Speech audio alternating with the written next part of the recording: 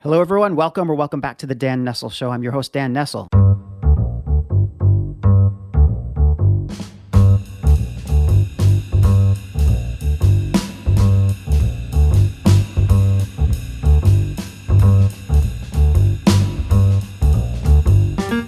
There are so many things that we've talked about on the show, things that I like to learn about. We talk about transformation, technology, business strategy. We talk about marketing, communications, personal development, sometimes purpose. Well, today I'm very excited because yet another learning opportunity has dropped in my lap. A chance to learn from a business builder who's been at the leading edge of digital transformation and at data science for decades. He's a tech leader who knows what it takes to run a global business while cultivating relationships and making new connections, like me. He's a lifelong learner himself. He's a man who spent much of his life figuring out how to derive meaning from data. He's the co-founder and CEO of iBridge, a digital transformation company with employees in the US, UK, and India. Please welcome to the show a man whom I've come to know as a generous soul, who's truly interested in helping others, my new friend, Desh Urs. Desh, it is really good to see you. Hi, man. It's great to be on the show. Oh, man, thanks so much. And I'm just like, I don't even know how to describe how happy I am because I remember meeting you about a year and a half ago and thinking to myself, so here's this amazingly accomplished individual, right? Somebody who's built a company, built a business, has had an incredible career, can just call it a day anytime he wants to, and yet continues to do the work every day, continues to contribute to his not only his company but to people around him, being a giver, right? And that's something that I always thought about you when I first met you, and at the same time, because you've built a company, you run a company, you're still the CEO of your company. I must admit, I have a little bit of I'm a trepidation, I suppose, about speaking to somebody at such a high executive level, and maybe that's part of the length of time I spent in Japan and being taught to be very deferential to those who are in senior roles. But I know that you are a very open and kind person, and we've had a great time talking so far. But anyway, like we met through the Connective. My listeners know what that is, or maybe I should remind them. It's a really incredible business connection group where we help out each other. We refer business, but we also value connection much more than we value the referral, so to speak. And it's no surprise that folks in the Connective, folks such as you, Desh, are just fascinating people to talk to. So anyway, we met at the Connective, and here we are, and hopefully post-pandemic era. America things are feeling back to normal in some ways and maybe not so much in others, but I'm just thrilled to be talking to you. So welcome to the show. Yeah, you're all roaring to go. I just see it all around me all the time. Yeah. And how have the last couple of years been treating you? I mean, as running a company, you must have had some special challenges. Yeah, it was very difficult. I mean, we didn't realize how difficult it was until we realized how difficult it was when things when it dawned on us. We were sort of in that massive fog around COVID. There were just so many elements to take care of, so many things that we didn't understand. And so you sort of dug deep and continued to do what you know. And then when you found how broken things were, it was like, my God, this is awful, right? But if you surround yourself with good people, smart people, and empower them correctly, you can right that ship pretty quickly. And I think that's been a blessing to us in our company. We've been able to do that in a manner that it has affected some of not our client relationships, because we have just incredible clients, just affected the way that we have worked with our clients. And they've been very forgiving and very understanding. And we brought back things to normal now, and we feel we're ready for the next piece of growth. So you came through it and stronger for the trials that you have gone through. As I keep hearing that in the marketplace, and and that seems to be, I guess, the theme I hear a lot lately is we've changed the way we do business. Change is accelerated. We might have gotten here eventually at this point, but the last couple of years have just changed things, especially from the standpoint of how we structure our business or how we deal with our employees, how we grow. And your company, iBridge, is distributed to begin with, right? So you're across 3 countries, but many markets, right? So Right. so before we dig into iBridge, because I do want to talk about it, I'm fascinated with digital transformation, with data science, especially with how do you make sense of data. Even as a communicator, it's something that we deal with all the time, but I think people still don't know. We've been talking about it for decades, and people still don't get it.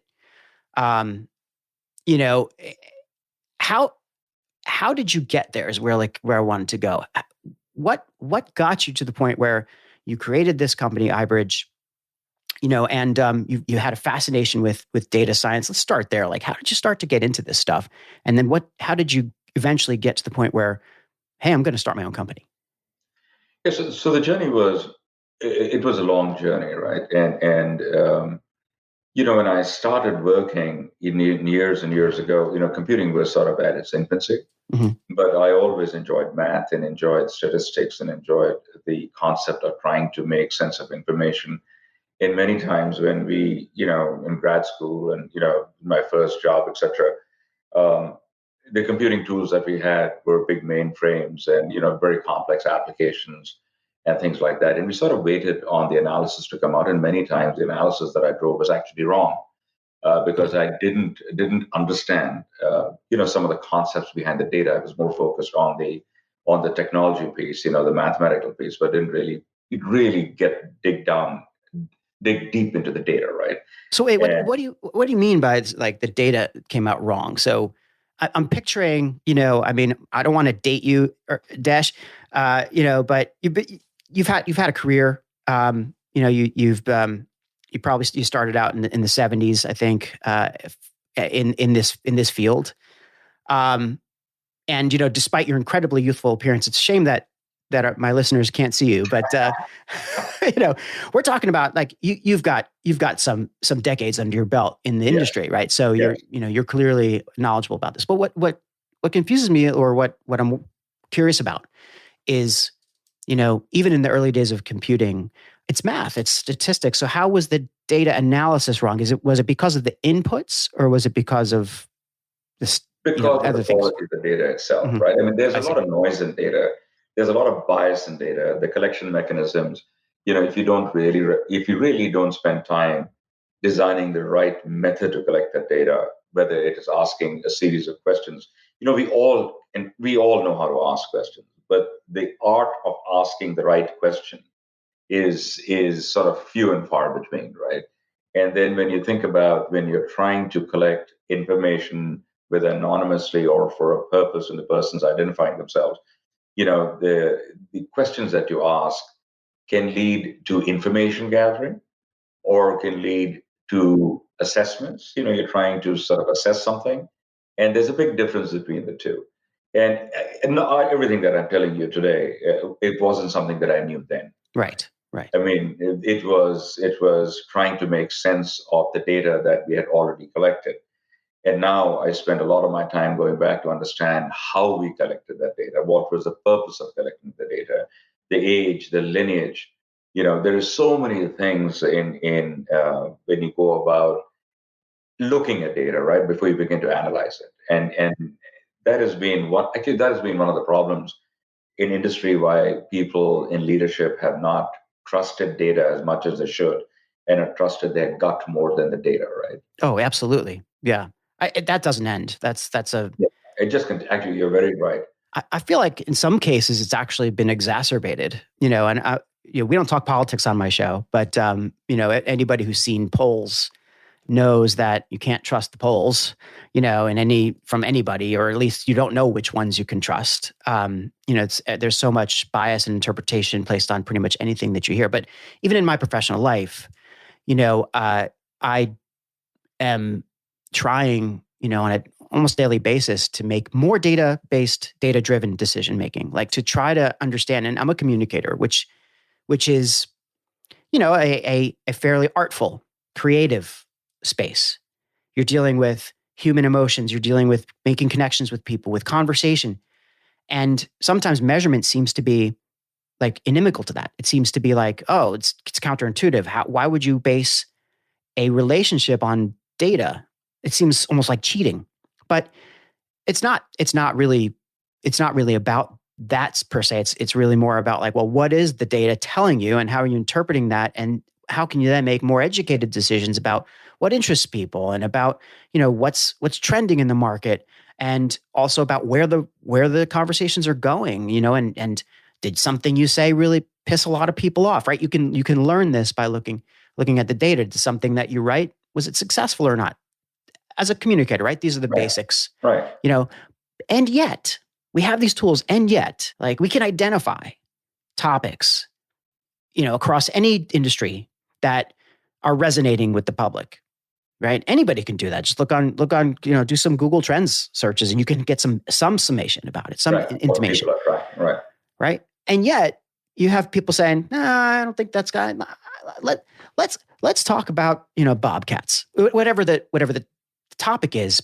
Why? Well, I went to lunch and I got this feeling that, I heard on the restaurant that somebody was talking about bobcats. So I figured we should talk about, like, it's the most ridiculous reasons. Right. And then they marshal funding, they marshal resources around these, topics and stories that will not help them or their company in any way. And it happens a lot because people are like, I just trust my gut. So sorry, that's a long way to say that I understand that point, right? That this whole ignoring data and trusting your gut thing is a bizarre situation. And why do you think that happens? The internet, for all its bounty, has also caused a lot of people to think that they are beginning to understand things a lot better. And they are now becoming experts in areas that they had no clue about, right? And so in the old days, there was, that little famous saying that used to be that the people that didn't know didn't speak up. Now with the internet, the people that don't know speak up more than the people that know, and they drown out the people that know, right? Yeah. So, and I'll give you a really simple example. We were out with some friends for dinner one night, and we were sitting in the backyard, and it was late evening, and some topic came up that was rather interesting from a political standpoint. And I reminded that person, I said, so what you are telling me today, you absolutely believe it to be true because, and the because part of it is he heard it, he read it. And I said, it was something that you could numerically sort of explain because there was a lot of data collection going around that area for the last 30, 40 years. And I said, did you ever go back and look at that data? He said, why would I want to do that? Because the analysis is already telling me this. And I didn't say anything at that point in time. The next day I sent him a text with 3 articles. He didn't respond for a week. And then he came back and he said, this is absolutely incredible. And I said, this simple search that I did is a search that you should have done. Because, it's not about, it's not that Wikipedia is right and the government is wrong and this person's right. Data needs to get triangulated at any one point in time, right? So one of the things that I do when somebody sends me something to read, especially that is politically in sort of inflaming in nature, I just Google the author, right, before I read the article. And that simple test tells me how much credence is there in that person's writing. And by the way, that goes on also in work and in business and everything else, right? I mean, it is something that we have to begin to educate the generation that is following us. That the concept of sort of is the world is not 5-liners and bumper stickers and TikTok and Twitter. There's a lot more that needs to be understood before one can make a summary position and say that this is where I'm at in this thinking, whether it's political, whether it's personal, Absolutely. emotional, whatever it is, right? Well, validation is hard work, right, Desh? I mean, it really isn't, but I think people think it is, and the volume of information and the volume of data that we're exposed to is so vast that you are either spoon-fed or given or delivered in some manner. Information gets to you in its whatever final form, and whether or not you are, whether or not it's whatever, no matter what the topic is, whether or not you trust the sources, you just don't want to go back and try to verify everything. And I think people dig in, like all right, I've come to my opinion. I'm digging in, and now I don't care what somebody else says. I have 3 data points that are telling me that I'm right. So therefore, 3 is a good number on solid ground. But those 3 might be crap, right? The noise is bad. And by the way, again, not just politics. This is anything. No, absolutely. I mean, product development, engineering design, quality of food, the choice of restaurants we make, the choice of wine that we drink, et cetera, right? I think there's so many influences out there in the marketplace. I'm not talking the word influencer as in the way we talk about social media, but there's so many influences that have been there, forever, right? I mean, so the question that it's interesting what you just talked about, because what we need to understand about these positions that we take is the topic about the position or the topic, or is the topic about my opinion being challenged? So people begin to dig down is when you challenge their opinions, right? And so that art of asking that question is just so important as just asking that question, right? And so the trick, for example, right? So in the world of business, I spend a lot of time with my prospects and customers on what we call problem definition. Because many times we get called into things to do, and it's the CEO of the company or some senior leadership, et cetera, and they're very, very certain about the problem that they're trying to solve, right? And they're very clear that that is the problem, that is what is affecting them or affecting whatever is going on in their business. And you got to very gently probe that to find out, is that the problem or is something else the problem, right? Which is true for everything that we do. When we're having a discussion between husband and wife, between son and daughter, between your children or whatever, it's the same set of issues, right? I mean, is you have to gently coax the person to either think differently at that moment of time or be open to think differently at that moment of time, which is what data analysis is all about. Mm-hmm. You've got to, you're constantly coaxing the data to tell you a story. The question is, what story do you want the data to tell? If you're biased in that conversation, you're going to skew the data in the data model exactly the way that you want. But if you really want to look at it and say that I really want to probe this data and I want to tell me what the data is telling me, right? And how do I parse the data? How do I aggregate that information or cluster all the stuff that we all do in our world today, right? It is coming to it. I've got a grandkid, right, that I talked to you about, right? He's looking at that little fellow and with amazement of every time he touches a new surface or touches something, that amazement in his eyes, right? That is what I think we miss as we get older, that amazement, that feeling of, my God, do I really know this, right? As opposed to, I know this and this is how this is, right? And I think that's the world of data and, data inquiry and data sort of, probing and data sciences and all the other words, big words that are there around this area of business. You just made me think of an interesting, I think, way of viewing or a perspective on people who deal with data, and data scientists, whatever you want to call them. It seems to me that, obviously anybody can take data, manipulate manipulate whatever analysis you're doing and generate the result that justifies your original stand. Really dangerous stuff. Can be very self-serving. It could be anything from, I want to convince my wife that I'm right about something, to I need to convince investors to give me millions of dollars, which is extremely dangerous and fraudulent, right? So you have to be real careful about that. And data scientists have a lot of power in that respect. What occurred to me though is it seems to me that a really good data scientist, somebody who's good at that job, is fundamentally a curious person. Like curiosity. Absolutely. And as I said that I described you as a lifelong learner, a learning mindset and learning mentality. So, how did you build your company thinking about that, right? And understanding that you're building a company that deals with data science, but also real solutions for various industries, and we can talk about that too. But always based in data and based in parsing data and understanding what's out there for the challenges ahead of these companies. But building a company of curious people. Is that something that you thought about as you were building the company, or is that part of your value system? I'm just curious about I'm curious about how I like this kind of cycle of curiosity. I really do want to know if that played a role in how you built your company. No, I think there was always an undercurrent of that, right? But when I sort of ventured out to left corporate America and ventured out to build iBridge, uh, it wasn't that curiosity that got me to build the company.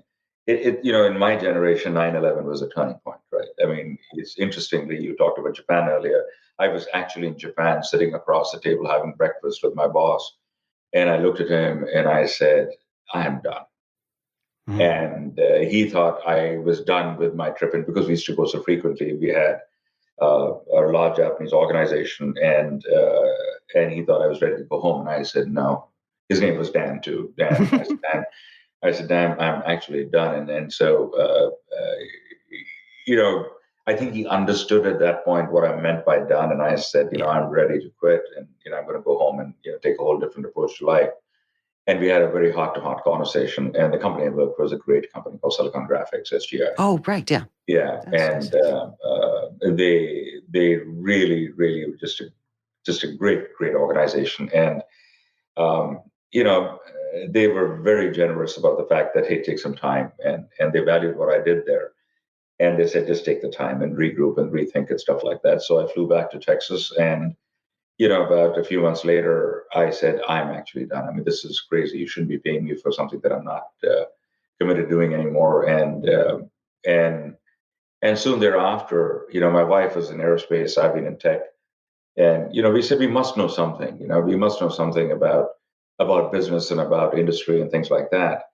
And the purpose of doing what we were doing at that point in time was I had two young daughters, right? The daughters were young; they were being brought up by nannies and stuff like that because she was working. I was never in one place for more than a week or 2 weeks, kind of thing. So I was hoping that she would tell me that, fine. I mean, you want to quit, you quit. We both decided at that point in time very quickly that, fine, you're done. A few months later, I'm going to call it, and we better figure out what we're going to do, right? So we started this company really as a consulting organization, and we had enough friends in the industry that if we needed an expert in a certain area, that we could pull that person in the world of information management, not data sciences at that point in time, because data analysis and things like that, business intelligence and things like that, right? And so we started the enterprise, and I mean, lo and behold, the first projects that we got were again in data because people sort of, that legacy followed me. And I think I talked in that manner. So, people sort of said, okay, it's, data, you understand data. Let's just start off. And we started working in large scale data analysis projects, and today what we call big data. And, we started attracting people that knew how to parse, understand, probe, poke, data as such, right? And so I think we without realizing it, we begin to attract people who are sort of curious in nature, right? We had good engineering talents, good had math talent, etc., and began to attract them into the team.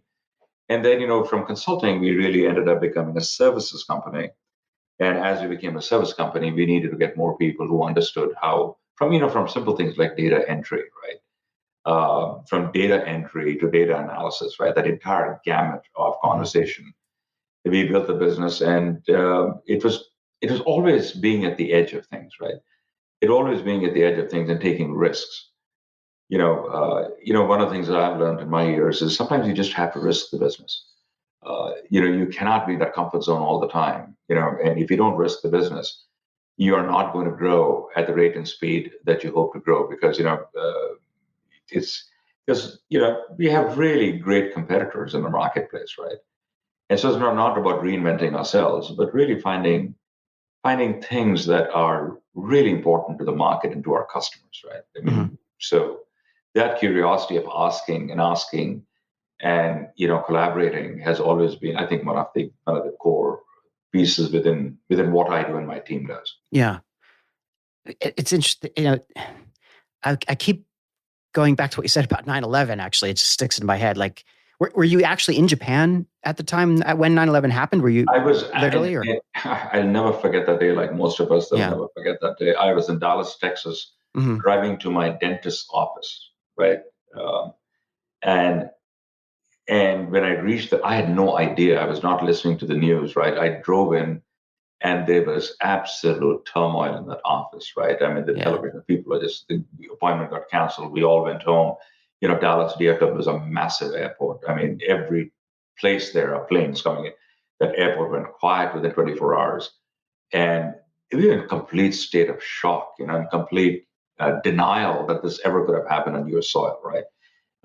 It was just, and I had customers in the financial district in the city, right? I mean, in the buildings and stuff like that. So it was just awful. I mean, just absolutely awful. And it actually took me years and years to be able to pull myself together to go back to the financial district, right? I just couldn't get. I mean, I go to New York very often and just couldn't get to do it. Just one of those things. But that was a major defining moment for many of us at that point in time. Lots of young people, joined the military. A lot of other people went in intelligence services. But a lot of us in the world, there was a call to duty, right? And there was a call to country kind of thing, right? And that was very, very important that we heard that call and adhered to that. There's also a questioning, right? And kind of going back to what you said about you'd said, okay, I'm done at Silicon Graphics, even though nothing personal against SGI, great company, you said, but somehow you mentally got to this point where I'm done. I feel like, I mean, I understand it. I was in Japan on 9/11. I had just celebrated my 30th birthday with a group of friends, some of my closest friends, and some of whom are still my closest friends, 20 years later, who are, we were in a restaurant in Tokyo, and, it's one of my favorite places in Ebisu, if anybody's familiar with that part of town. But I had just, and I had just gotten married a couple months before that. So after my dinner, I got did my 10-minute train ride back home, and, with my new wife. And I mean, she wasn't a new person to me. I'd known her for years, but we were newlyweds at the time. I got back, and, it was one of those things where I had just started a new job too. I just started a job at PwC, and it was, frankly speaking, a terrible job. And I even knew, like, several days, it was the first week of work. I started September 1st. Even after a week of work, I knew that the job was not going to be for me, like deep down, But I was in denial about it. But anyway, get back, and we turn on the TV like you do, and couldn't believe what we were seeing, because it was the evening in Japan time. So it was like, it was the following evening. It was the evening of the 11th that I was watching this, and I remember everything about it. I remember the newscaster, talking about what had happened. I saw that I was watching live, and it was terrible. And it doesn't sink in for a long, long time, and sometimes for years, right? And it's just, as you said. And I think that was one of those moments where you just go, what does it matter? Like, what I do, does it really matter? Right. Now, I was 30. I didn't know if what I did mattered. Sometimes I still don't know what I do matter. Now I think I'm in a role that matters, but it's a question you should be asking yourself a lot. But at that time, I was like, I didn't know. And several months later, I didn't survive in that job for that long. And I think that had something to do with it. I was really like pushing that conflict within myself about, does this matter? Oh, well, it's a new job and it's a marquee brand. I should probably stick with it. Oh no, but it doesn't matter, and so on. So in your case, you said that you'd had it, and you decided to make a change. Clearly your wife was on board with that. Always an important thing. You don't want to do these major life decisions without that partnership. And you went ahead and started iBridge. How much of that? Okay, like, let me step back a second. Obviously, you saw the need in the market, right? Obviously, you had thought about this, right, and you knew that you could start a business, the need for data and understanding of data and so on, right? how much of it was that, but how much of it was this idea of I need to do something that's going to help me fulfill my own purpose? So the purpose at that time, to be extremely truthful, was the two kids, right? I mean, Sure. they were the purpose. I mean, corporate America is a great place. I mean, I have a lot of people have different opinions on what I'm going to say, but really, if you're the right company, the right place, doing the right things, it is very fulfilling, right? But they own your soul. They literally own your soul, right? Yeah. And so, um, uh, you know, I was on back on call with my customers, back on call with my corporate office, and I worked for some wonderful people. But you still, sort of realize that this is crazy. And when you're in your 30s and 40s, etc., and you're on a career track that is a sort of a fast career track, your career becomes so important. I mean, this life balance stuff that we talk about so easily today. If you look at your parents' generation, my parents' generation, I don't think that conversation ever came up, right? Not once, no. We somehow it all sort of worked out, right? And when I look at my case, the at that point in time, going off on my own was allowing me to spend more time at home. I mean, that was the driving moment, right? Spend more time at home. But I think that changed when my wife was home, and I had again sort of looking at myself and what I did, especially with two daughters, right? I mean, it was I'm very glad actually that she became the homemaker, because I'm not sure what my daughters would have turned out to be with me being the homemaker. But who knows? But probably wonderful people, but so the challenge at that time was, right, so balancing the need for the family, the welfare of the family, right, and trying to build a business and trying to make it work. And slowly what happened, as I think as the kids got a little older and we were on firmer footing as a company, um, I got sucked in more and more into the company, right, and Sure. as we got to build the company.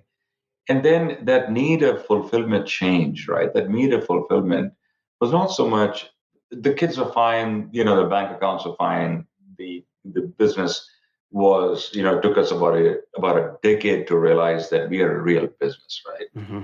And the question we used to ask ourselves at that point in time is that if we went out of business, what impact would it have on our clients and our employees, right?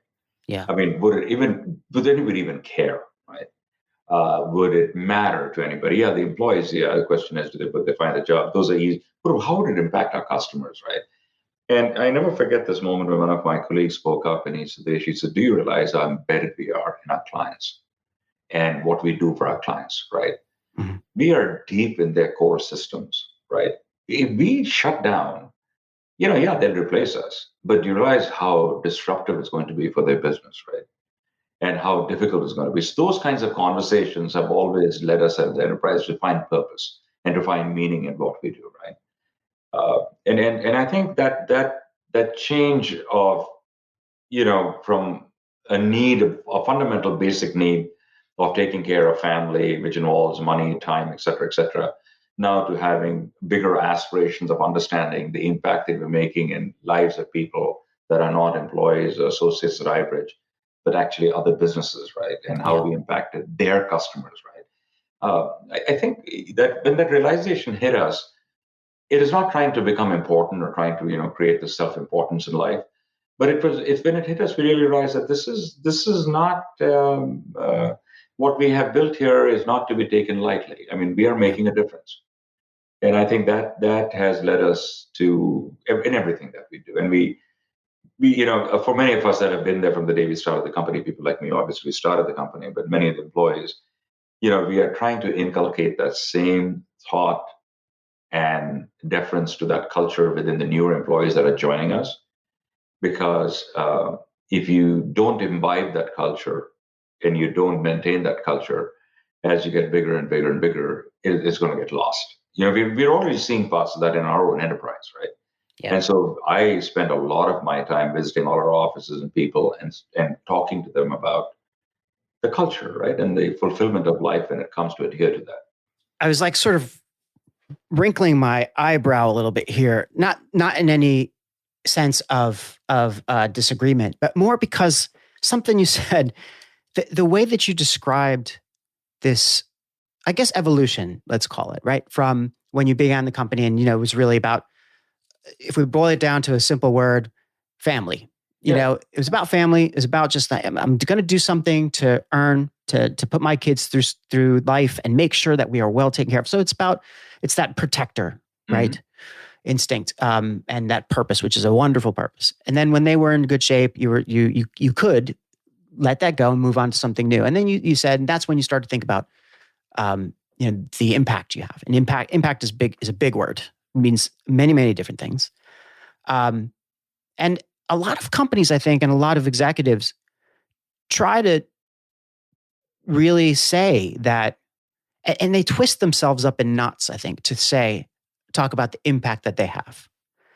And they've got to stretch a lot. Like, well, we impact our customers because we enable them to do something to enable something. Like, it's very indirect.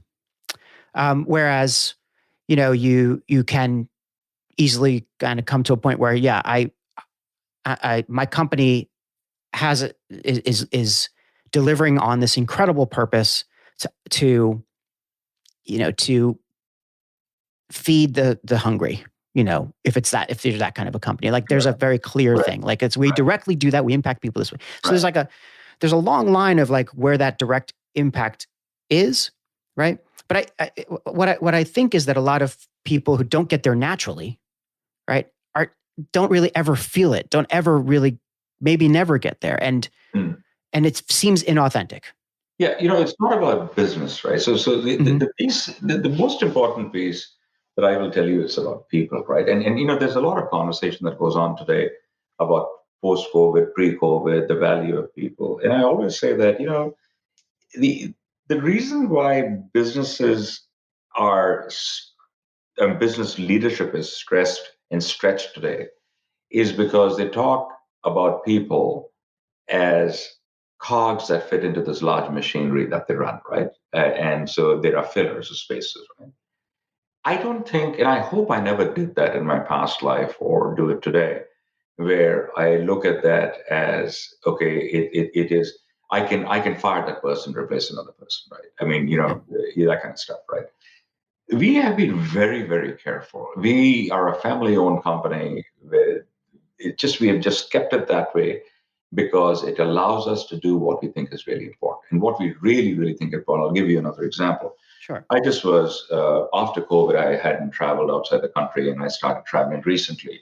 And one of my trips took me to the country of India, and we have set up some of our offices in what they call tier 3 cities in rural parts of the country, and for different reasons. And I did a 7-day trip, visiting each of the 7 offices for a day and spending time to get to know the people. Right? Yeah. And the challenge with me is, although, I originally am from India, I don't speak the local language in that part of the country, et cetera, et cetera. And so I always had 2 people, one on my right and one on my left. The person on the right-hand side was the person that talked about the business. And the person on my left, I realized, was extremely good at evoking emotion in what I was trying to communicate, right? And so as I talked to them, and we talked to all these different people, and then we'd have this volunteer sit around this sort of fire chat, and people with the chairs, I was there, these few of my team were around me, and people would just come and sit down and chat around us and talk about stuff, right? And just talk. Yeah. And I'm always curious when I meet people that are 21, 22, 23, 25, and just ask them, I said, why are you working? Why? And, they give you all the standard answers and stuff like that. Then you begin to probe deeper. When a 22-year-old kid tells you that I am responsible or I'm looking after my parents, my family depends on my income, my sister's marriage, or a young girl talks to you about that she is the only wage earner in her family, and she has to do this and do that. I think when I was 22 years and 25 years, I had none of that sort of, Sure. that higher purpose and mission in life, right? I mean, it was like, yeah, hey, had a motorbike, had a lot of fun, right? And I'm looking at these people who came out of that meeting, and we after about a week of travel, me and my person that runs out of my India organization, we were sitting down and we were talking, and I said, "Did you hear what they were saying?" He's similarly in a similar age group that I am, and I said, this fires me up so much Yeah. to take, for the next 4, 5, or 10 years, because you look at these people, right? I mean, we just didn't have those responsibilities. We just didn't have, I mean, we were so fortunate in the families that we were born, and we could have been born right here, right? Yeah. And the families and the way we grew up, we have this immense responsibility to make sure that this generation is much more successful than we are, right? We need to give these people opportunities to build more iBridges, to create more of these companies, right? Because this is, it's crazy if you think it's all about us. It's nothing about us anymore. Yeah. And so I think that was the big thing that it just sort of, it hit us, again in our face after COVID that, yeah, things have changed, but it's become a lot more personal. I'm seeing that as well. In our company, at Lexol, I do oversee our employee engagement communications, for the Americas. And I have a killer team works for me. They're so wonderful.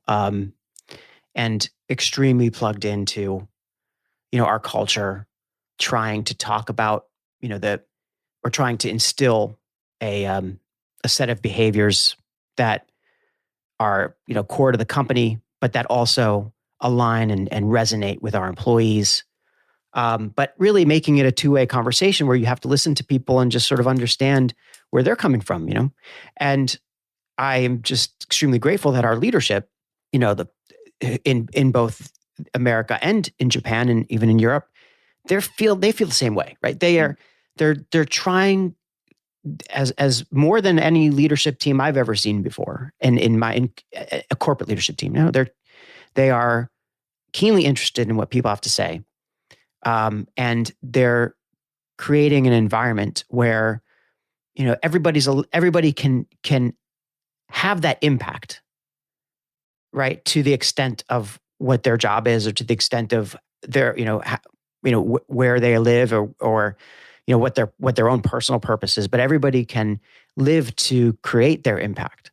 And, it's really important to our employees that they are able to do that, that they are, and that could be, we're a global company. So maybe some of our people in Asia are exactly like you described.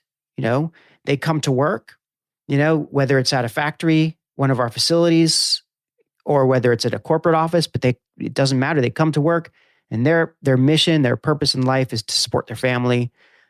But that alone is not enough. I mean, it's enough to keep people coming to work if that's your driving force, but it's not enough to make you a real, to enjoy your work, or to really take, I want to say pride, but it's more like be proud of what you do. I suppose there's a lot of ways to think about it, but just being driven to feed your family is the baseline, right? How do you, right? And to know that there's a lot of people that's why they work.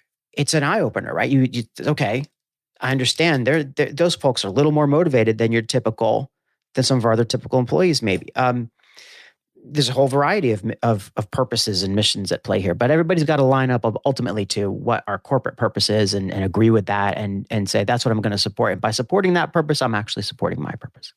My one of my favorite lines is, and I think I say this more now, that we can't talk about that we are a business, right? I mean, when we talk internally, our purpose is business, but we're a very tightly knit family, right? Every employee that becomes part of the company is very much part of that family web that we have been able to create, right? And so when we talk to people, I constantly remind them that I'm the CEO of the company. Yes, I founded the company. Yes, revenue is important. Yes, growth. I got all of that. Everybody knows that. I don't have to talk to you about that, right? But what we have to talk about is what is the purpose of this family? What is the purpose of this office, right? So when we were coming out of this COVID conversation, and we had some issues, as I mentioned to you earlier, and we didn't realize how bad things were until we realized how bad things were, right? Mm-hmm. And one of our actually two or three of our facilities that I visited this time um, is dedicated to a particular customer group, right? And prior to COVID, that customer group had visited our office and participated at a local festival and stuff like that, right? And so, how do you explain this to somebody that is 22 years old, is serving a group of customers that are 8,000 miles away in another country called America, where everybody thinks everything is just absolutely pristine, beautiful, and perfect, right? Mm-hmm. They don't. I mean, they don't understand the trials and tribulations that our people go through here, right? I mean, when Sure. they're looking up, kind of thing, right? And they're saying, "Wow," So to drive that conversation home, we ran a little short video, right? And it was all about those people that came to these offices and spent literally a week with them, right? And spending time training them, educating them, participating, understanding local culture, enjoying the food. And we said, think about it in a very different manner, right? You think that you are doing this job, that's a product that you are handing off to somebody to go do something. You've got to think of the person that is receiving what you're giving them. This is the person that is receiving what you're giving them. Now, if you don't care about this person and you think that this person does not have children, doesn't have a mother, doesn't have a father, doesn't have a husband, and you are, keeping this person to the middle of night correcting your work and fixing your problems, I mean, how fair do you think that is, right, to that other individual? That human to human connection, as we made that in that conversation, I could see expressions change, right? As we talk to them, that is that emotional evoking of that reaction that I was looking for. How do I connect with these people? Right? How do I connect with these people to say that the word we use, customer, is another human being just like you? Yeah. You know, and if you're screwing up something here and thinking I can pass the ball on to somebody else to go fix it, that other person that's fixing it, maybe in your own office, that's another human being that has young children, etc. I mean, that cycle of explaining to these people what the impact of their work is and the impact of sometimes of the mistakes are and how it impacts the other person across the fence and across the oceans. That point when we were able to drive that home, I really in my heart believe that that is when that connection occurred, right? About Yeah. work, what that work is, what that meaning and purpose of that work is, right? And that affinity, and when I was asking my customer prior to this meeting, I said, can you send me some of your current pictures of your kids and blah blah blah. And she's saying, why? And I said, you believe me, just send it to me. And I put it on the screen and I said, when she was here, this is how old her kids were. This is how old the kids are. You really want to keep her away, from her kids. Think about it. Yeah. and people sort of, it was a different moment. And I think that is that family culture that is so important, right? I mean, we have 1,300 Yeah. odd people going to 2,000 people. I don't want to lose that. The Yeah. day we lose that, it is over. We're just another company. I was just about to ask you how many people you have. You said 1,300 more. I mean, that's, this is a sizable number of people that you Yes. have to keep together. And now that everybody's, you started off with a distributed workforce. I mean, and I think and now of course everybody's distributed everywhere. Yes. So in many ways, the world has caught up to you. But it's interesting about defining this as a family and your the work that you do to inculcate culture. Do you think that this is the new role of the CEO? I mean, not just for for iBridge, but for most companies now. Do you think this is the way that CEOs need to learn to lead if they haven't been doing so thus far? I can only speak from what I know and what I've learned in my life through this process, right? Yeah, It is you can't fake empathy. You true. can't fake being genuine. You can't, it's either you can either you're driven for the purpose of the people that are behind you that you're leading and your customers that are ahead of you that you are trying to serve, or you are driven for the purpose of personal gain, personal wealth, fame, authority, power, all these other things, right? I think that we are very blessed, very, very blessed that that insight came to us early. And we looked at it and we said, it's not about us. And Yeah. every leader that we are bringing up in the enterprise, we are making sure that they understand that it's not about them, right? Yeah. It is, I mean, it's really not about them. It is the people. We asked this question in when I was visiting with them. And so I'd ask, say a team lead, I said, who are your customers? And we'd ask the project, who are your customers? We asked the middleman, who are your customers, right? And the answers they gave us are the typical answers. Well, it's my client here, my client there. And we said, no. You completely misunderstand your role. Hmm. Your customer is that team that is looking up to you for leadership, guidance, coaching, mentorship, etc. Right? So that group of people are your customers. If they're not happy or they're not performing, you're not doing your job as a coach, a Yeah. teacher, a leader, whatever you want to call yourself in that role, right? If Yeah. you think you're a manager, you're screwed. You just don't know how screwed you are, right? Yeah. You know, Yeah. and I tell you, one of the things in the United States that we hated when we did it is we got rid of the middle management layer completely, Mm-hmm.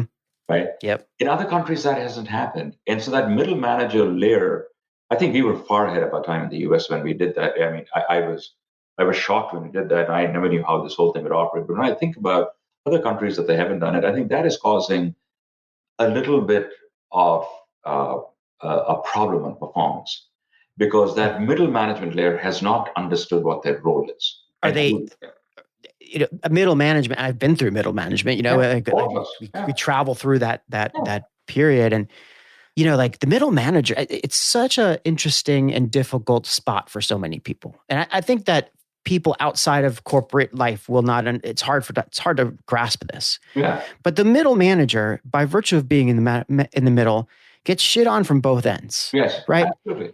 And middle managers, it takes an extremely brave soul to number one, raise your hand and talk about a new idea or something something conflicting or different from what you've been told.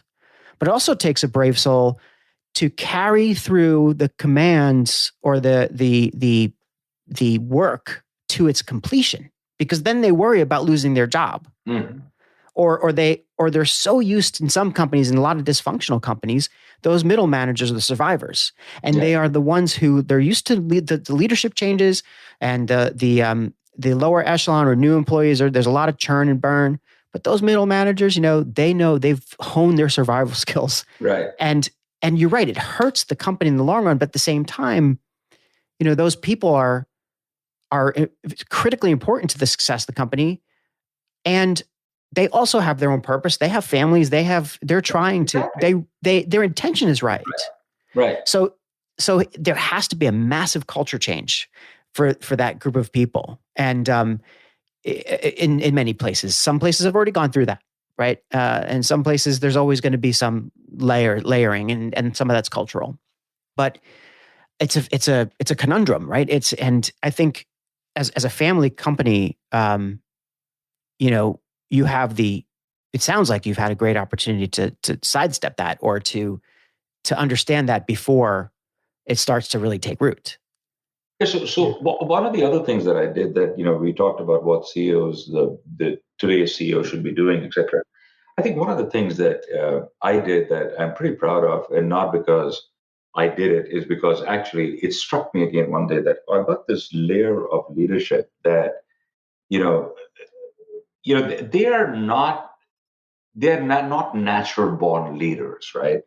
One may argue the point that nobody is and all leaders are made, etc. I sort of believe that there's some people just are born to lead, and you can see that, right, when you talk to them, etc., and how you own those skills is then it's up to them and up to us, right? And so I took one of the most senior HR people in my organization, and I said, look, I'm going to change your role completely. And she has organization design, psychology, all this kind of stuff, just one of the smart people on the planet. And I said, look, she's very, very good by what she does. And I said, I need you to step out of your role for the next 3 years, right? And what I need you to do is become a coach. Interesting. And I want you to start coaching this is the group of people that I know that at this level, but there are lots of other people in the company that are at this level. But I don't want you to take on more than 4 to 6 people at in your coaching process, right? Mm-hmm. And I want you to start this off, and everything that you talk about is confidential between you and that individual, right? And I don't want this to be about work. Okay. Right. I want you to try and get down to what makes them tick, what makes them successful. They know all about work, right? They just don't know who they are and what is driving them at that point in time, because we all become so mechanical, right? So I said, spend time with them, because they have such a huge influence, as you correctly said, Dan, on downstream stuff and managing upstream stuff that comes down, right? And so they have to have a very big shoulders and a very big heart and a big mind, right? Yeah. And we don't hire stupid people. I mean, we just don't. It just doesn't happen there. But you just gotta let them. You just gotta give them that opportunity to speak, right? Yeah. And then carve the system, the organization design part of it, around them, so that they are successful at what they do, because they know their jobs. They didn't, we didn't promote them because we like them, right? Right. So they know their work, right? Now we just need to give them this coverage from the other side to become complete human beings, right? And be successful human beings at home with their kids, with their families, and in the community that they live in. I said that is a big thing, and so we just started that a few months ago. Okay. And give it a year, and we see whether we made a mistake or not. It's fascinating. Have you chosen just like is it a pilot with a cadre of people that you think are the future of the company, or is it somewhat of an experiment, or is this something that you hope to spread throughout the company? Do you have an idea about that yet? Yeah, it is. These are the people. I mean, the objective of iBridge is that we will turn this company over to the next generation, right? Right. So it is leadership development, leadership growth, inculcating that kind of culture within the enterprise, right? Mm-hmm. And they are the people that will hand the keys of the kingdom to, right? And but it will go through the whole company. We are going through it is a come to Jesus moment for us, right? Post Okay. Post pandemic, where we're looking at ourselves and saying that, look, we're going to have to change, right? Yeah. And we're going to have to change how we manage, how we lead, who leads, what happens, and stuff like that. And so we're finding, the good thing is that we have good people in the company. That's one thing that I can do. We have just good people. The people that had to go have gone. Mm-hmm. There's no social climbing at iBridge and stuff like that. We run it as a round table, right? I mean, I don't take my role as CEO seriously and sit down at the head of the table and pound my fist, right? I mean, it's a round table conversation. Mm-hmm. Everybody participates, and you're invited because of your skill, or you're not because of your title, right? Right. We've just done that right from the beginning. So it does sound like a very healthy culture that you're trying to build, and I really want to know more about this transformation. Like, so we've talked about so much here, Desh. And I loved our conversation about the evolution of purpose with your company, and some of the leadership ideas that we've been discussing. And I can tell you, we can just keep going for hours. However, we're at it. We're even talking for an hour. Can you believe it? It's crazy. And I did want to hear more about your company and about digital transformation is something that gets bandied about a lot. It's only those who are really in it kind of understand that it's not just digital transformation, it's business transformation. And then by the time you digitally transform, you have to transform again, because that's the pace of change. And your company, is right in the thick of it. So if we can take just a few more minutes, I don't have I don't have a rule where we have to stop at an hour, right? I mean, this is my show. But I am conscious of time and of your time. So just, in the last few minutes that we have, I was wondering if you could just describe a little bit about your company and the things that you're doing, because you've done a great job of describing like your culture and the things that you're trying to achieve. And I got to say, like, one of the takeaways that I hope people have is like, it doesn't matter what industry you're in. It doesn't matter what your skill set is. Fundamentally, you put all that stuff aside. People need to live to their purpose. They need to understand, they need to be valued and appreciated within their work. So, that's a killer thing to understand. But that said, you guys are doing, cutting edge things, leading edge things with data science, with transformation. So if you can take a few minutes and just give a top level kind of, hey, what you guys are doing. And I don't like doing too many compound questions, but here you go, right? Just what you guys are doing. And what do you see happening in the market coming? Like, what's keeping you up at night that you want to solve as a company? So, I always say thank God for really smart people that come up with these, terms, digital transformation, and all these other great words that we come up, and then you begin to market them, right? And you begin to say that, oh, there's a whole market around digital transformation, right? So, transformation. I mean, we've been transforming ourselves from ever since the time human beings landed on the planet, right? There's been continuous transformation, right? And I think what is happening is what we are beginning to realize across industries is that, we talk about digital transformation, we think of digital, and we think of paper, and we think of, email, and we think of, bits and bytes of data, et cetera, depending on, what your experience and exposure to life is. I think the conversation about digital transformation that is often lost is, why are you transforming? Right? Why do you need to transform, right? So COVID hit, everybody said, oh, remote workforce, I need my information to be available, et cetera, right? That's a very complex piece of work. It is making your information available. Well, it's not that easy as one would think. The question is what information that needs to be available to whom, at what time, and for what purpose, right? You think about all the compliance regulations that we have in the country, or all the privacy issues that we deal with, all of this kind of stuff, right? So one has to take this very, very seriously to try and understand the purpose of that transformation, right? And transformation is a journey. It is not an event, right? So once you understand the purpose, right? So take the case of Uber. I mean, who's Uber's customer? Is it the rideshare or is it the driver, right? So people say that when you begin to transform yourself and transformation is done, you begin to understand your customer a lot better, right? My answer to that is yes. That is only one component of transformation. The other component is it brings in a high degree of operational efficiency, it cuts down waste. It allows you. It brings accountability, transparency. It allows you to have KPIs and measures, benchmarks that otherwise would be onerous and difficult, and all those other kinds of things, other than making information available to wherever you are, whenever you need it, kind of thing, right? Yeah. But transformation also changes culture. And every organization that begins to think of transformation really needs to begin to understand their culture. Because if you don't have a culture that is open to this conversation of accountability, transparency, things where we treat the workforce as human beings of equal caliber, of equal insight, equal, ability to think in a different function that they're performing for us today, right? Transformation sometimes can become very, very difficult and will fail, right? So it is not about data transformation, information, it's also organizational transformation, right? So iBridge, we are not smart enough to say that we know how to transform an organization, right? Sure. We are a technology company, right? And when we look at technology, our purpose of the technology is not for the sake of technology, right? You talked about the fact that we do cutting edge stuff. It is really what we do is use cutting edge technology and cutting edge tools to deliver value, continuous value to our customers at every time for a business purpose, right?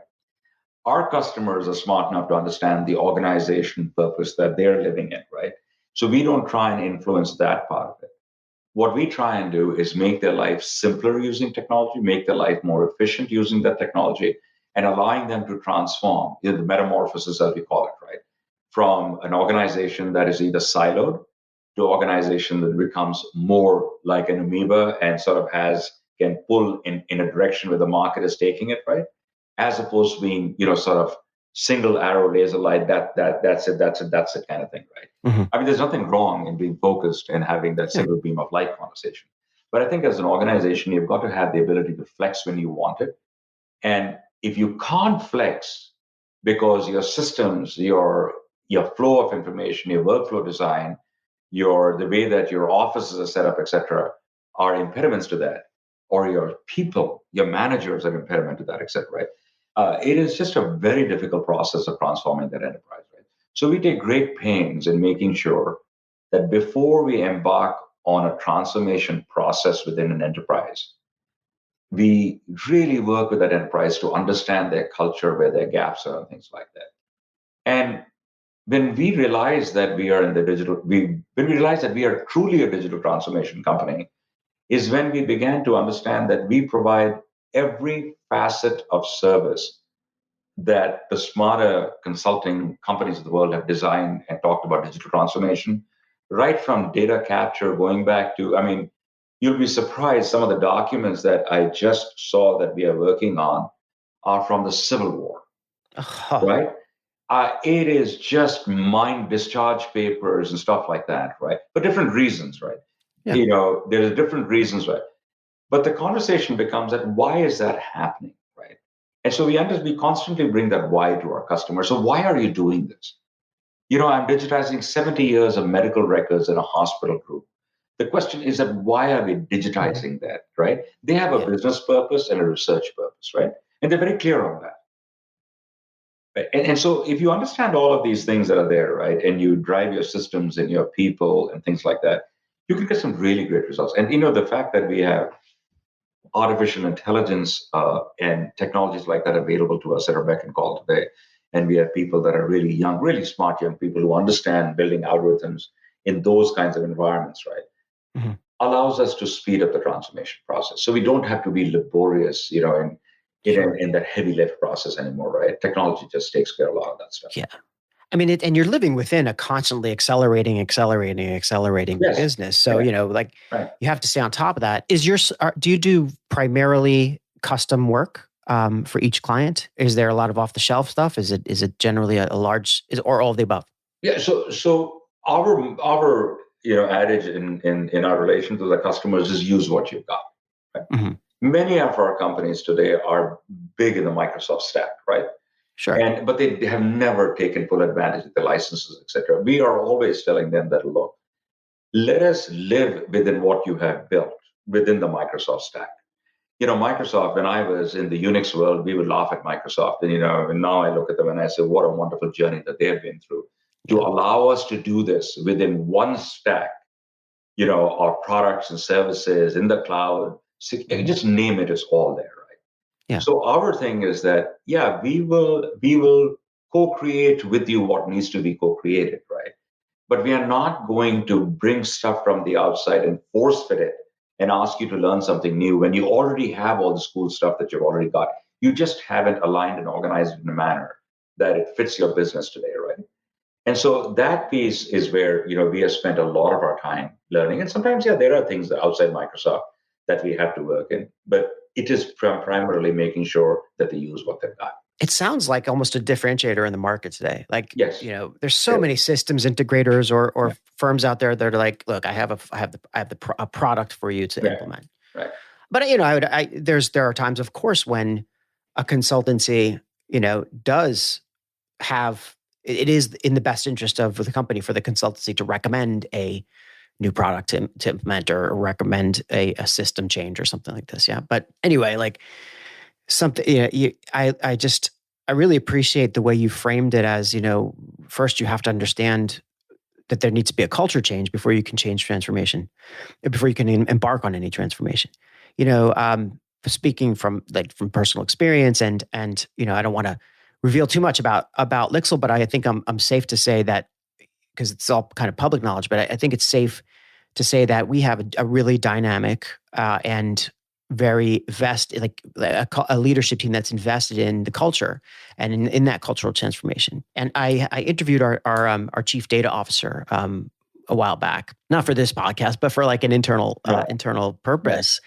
And he said like an eye-opening thing to me, and it didn't originate with him, but it was something that I've kept with me, which is, he said, Dan, we keep talking about digital transformation and that every company needs to go through digital transformation. But really, you don't have to go through digital transformation. You have to go through business transformation. Mm-hmm. And, to say digital transformation really undersells or underdefines what it really is. Mm-hmm. And that business, right? And that's what you're saying. That's exactly like you're echoing in many ways what our CDO was saying. And it's like, it just is daunting, I think, to a lot of companies to figure out. They think digitalization, maybe they're stuck. Like, I feel like this was a 2014 conversation, but they're like, I need to get everything on PDF. Right. You know what I mean? So now I'm digitalized. Yeah, exactly. But look, we've got so much happening with transformation. We've had a workforce transformation that we still don't know how it's going to end up, and a lot of us have landed in this kind of, now we're a hybrid workforce, and that has taken with it a lot of cultural change and a lot of need to be for the cultural communicators and creators to take more prominence within like the company's kind of optimal performance or would you say operational efficiency, right? And I love that about my current company is they understand that this kind of the kind of work that goes around transformation requires a real focus on culture and engagement. And I think the bigger the company, the harder that is, but it's good that we're focusing in that direction. So, where you're talking about co-creating, what needs to be co-created, I think that's such a critical point, and making sure you're partnering with your clients. Where I think I can sort of start to wrap this up here, and I know we've been going a long time, but I'm loving this too much. But I promise, this is the last section here. That pace of acceleration is crazy, right? And I've been speaking with a lot of people, not just on my show, but I'm a generally curious person, and I feel like as a communicator and as a marketer, I need to stay ahead of the game. And now, of course, it's all about Web3, and there are people who really know it, and those people are few and far between. And then there's a whole lot of people who think they know it because they've traded a couple NFTs, and that's not really where it's at. But what do you think? Like, do you see, like, if you had to pick any particular thing that's coming down the horizon, it doesn't have to be Web3. Like I just mentioned that as an example, but anything that's coming down the horizon that you think is, that you're trying to help your clients navigate, or that's keeping you up at night for like, okay, we need to find solutions to this. What is that thing, if there is such a thing? It's a very interesting question, and I've been thinking about this more so because I'm looking at the products that we build today, right, and the products that we have in the marketplace today. Sure. And what I'm realizing, and I've been saying this more and more, is that we are building unnecessary complexity.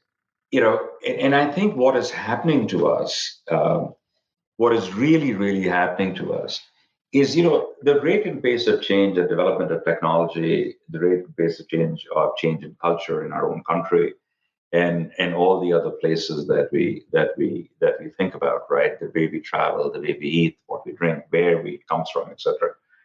Right? I think we have brought in this level of complexity in our work life also, in how we represent solutions and how we solve problems, right? Mm-hmm.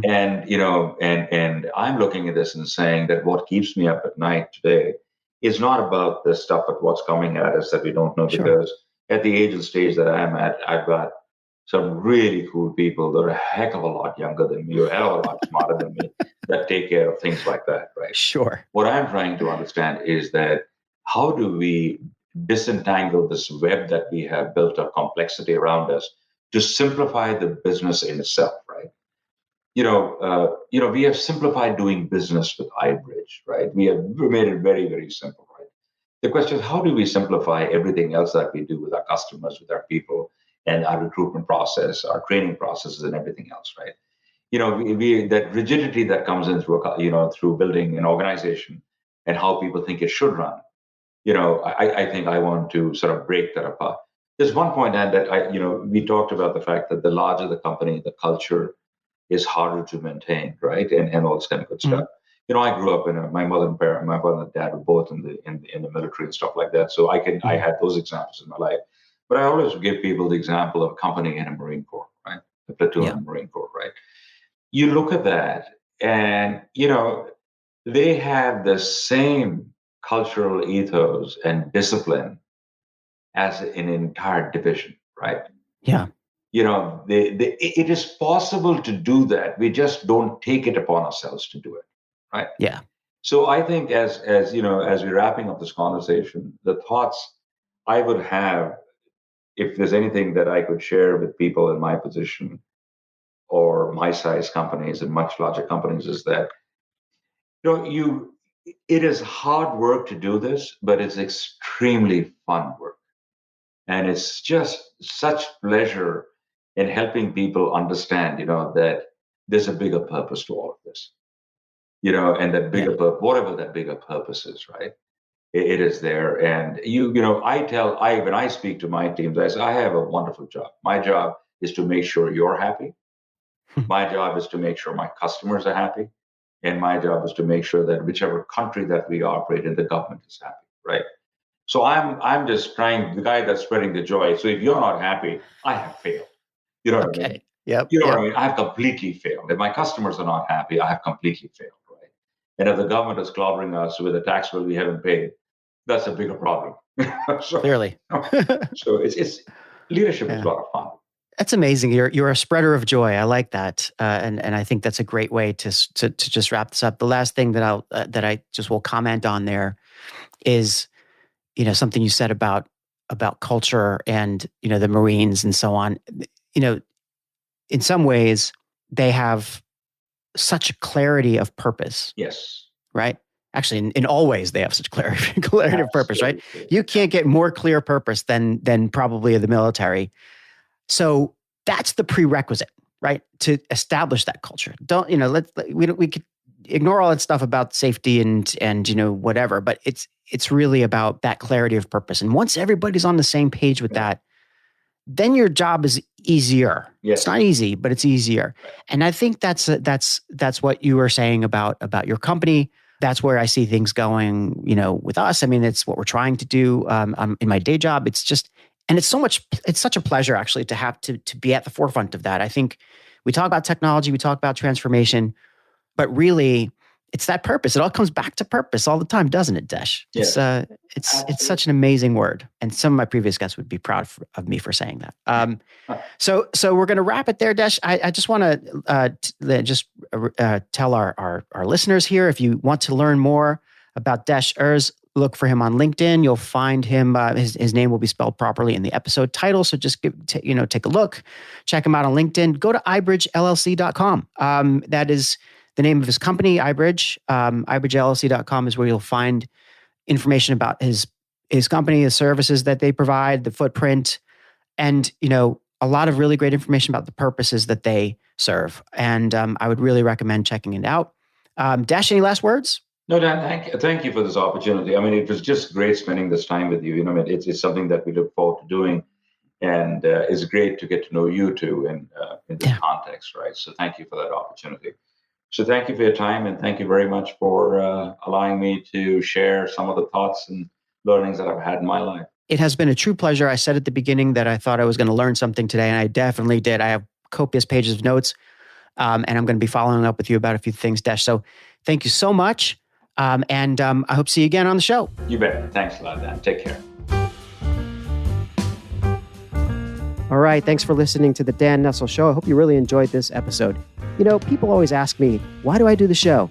I do it for the ratings. I do it for your validation. So do me a favor. Go over to Apple Podcasts, Spotify, or someplace else, wherever you're listening to podcasts, and subscribe, leave a review, rate me, and share with your friends.